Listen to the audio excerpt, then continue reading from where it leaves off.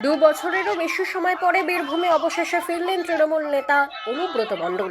প্রথমে আসানসোল সংশোধনাগারে এবং তারপর প্রায় ১.৫ বছর দিল্লিতে তিহার জেলে বন্দী ছিলেন তিনি। তিহার থেকে মুক্তির পর মেয়ে সুকন্যা মণ্ডলের সঙ্গে সোমবার রাতের বিমানেই কলকাতার উদ্দেশ্যে রওনা দিয়েছিলেন অনুব্রত। মঙ্গলবার ভোরে পৌঁছান কলকাতায়। দমদম বিমানবন্দরে অবতরণের পর ভোর 5:30 নাগাদ সোজা বীরভূমের উদ্দেশ্যে রওনা দেন তৃণমূলের বীরভূম জেলার প্রাক্তন সভাপতি অনুব্রত মণ্ডল। সঙ্গে ছিলেন সুকন্যা এবং অনুব্রত ঘনিষ্ঠ আরও কয়েকজন তৃণমূল নেতৃত্ব। সকাল 9টা নাগাদ সড়ক পথে বর্ধমান হয়ে বোলপুরের নিচুপট্টির বাড়িতে ফেরেন তিনি। জেলায় অনুব্রতর প্রত্যাবর্তনের অপেক্ষায় সকাল থেকেই বোলপুরের নিচুপট্টির বাড়ির সামনে ভিড় জমতে শুরু করেছিল দলীয় কর্মী সমর্থকদের। সময়ের সঙ্গে সঙ্গে সেই ভিড় বৃদ্ধি পায়। বাড়িতে প্রবেশের সময় দৃশ্যত ছলছল চোখ ছিল অনুব্রতর। বাড়ির একতলায় দলীয় কার্যালয়ে বসে কথা বলতে বলতে একটি পর্যায়ে কেঁদেও ফেলেন তিনি। বীরভূমে ফেরার পথে বর্ধমান পার করে একটি জায়গায় কিছুক্ষণের জন্য থেমে যায় অনুব্রতর গাড়ি। সেই সময় গাড়ির কাছ নামিয়ে সাংবাদিকদের মুখোমুখি হয়ে নিজের শারীরিক অসুস্থতার কথাও জানিয়েছেন, কোমর এবং পায়ে ব্যথার কথাও জানিয়েছেন। এমনকি বলেছেন, আমি আদালতকে সম্মান করি, আইন মেনে চলি। সঙ্গে এই কথাও বলেছেন, দিদির জন্য আছি, বরাবরই থাকবো। মুখ্যমন্ত্রী এবং গোটা রাজ্যবাসীকে শারদীয়ার শুভেচ্ছাও জানিয়েছেন অনুব্রত।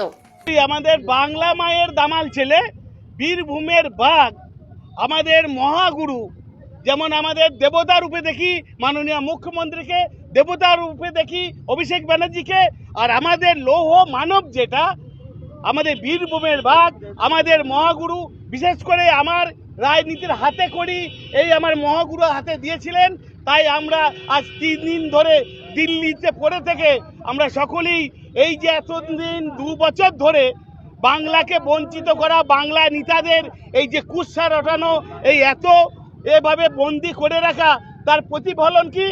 সত্যের জয়, শুভ শক্তির জয়। আজ দেখলো গোটা ভারতবাসী, গোটা বিশ্ব যে না, আমার ওই অনুব্রত মণ্ডলের গায়ে সাদা গায়ে কাদা দেওয়া যায় না, ওই সুকন্যার সাদা গায়ে কাদা দেওয়া যায় না। তাই আজ দেখুন সেই বাংলা মায়ের দামাল ছেলেকে আমরা পেয়ে খুব উৎফুল্লিত। আমাদের গোটা রাজ্য থেকে, আমার বীরভূম থেকে, আমার ব্লক বিধানসভা থেকে সকলেই উৎফুল্লভাবে প্রতিটি টপেজে কেবল কেউ 15 মিনিট মধ্যেই হাজার হাজার মানুষ, কাতারে কাতারে মানুষ ওই দাদার পদধূলি মাথায় নিতে, আমরা সেই দলের সৈনিক হয়ে তিনার পদধূলি আমরা মাথায় নিয়ে আমরা আগামীকাল হতেই কিন্তু ওই যে দাদার বক্তব্য খেলা হবে, অর্থাৎ সেই খেলাতে আমরা মেতে উঠব।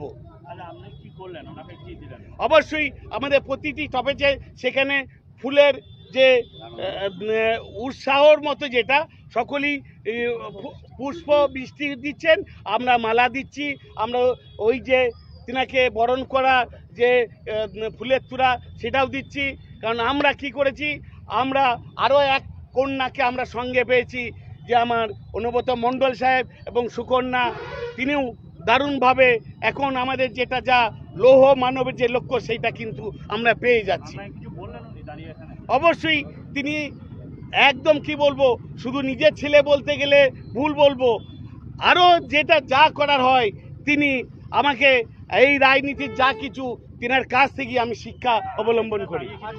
অবশ্যই তিনি যেটা বললেন লালন সমস্ত ঠিক আছে, হ্যাঁ দাদা আপনার আশীর্বাদ আছে, দারুণভাবে আমরা 3 গুণ লিড দিয়েছি, বিধানসভায় সেটা আরও 3 গুণ বাড়িয়ে দেবো, যেহেতু দাদাকে আমরা সঙ্গে পাচ্ছি।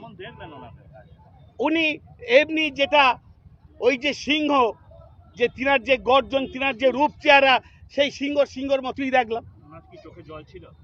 অবশ্যই একটা আবেগ, একটা সেইটা তো দাদার একটা থাকবেই, যে অনেক দিন দাদাকে আমরা সব এই দেখতে পাই না, সেই আনন্দে উৎসাহে চোখে জল আমাদেরও আসছে, দাদারও আসছে। ব্যানার্জিকে আমি ভালোবাসি,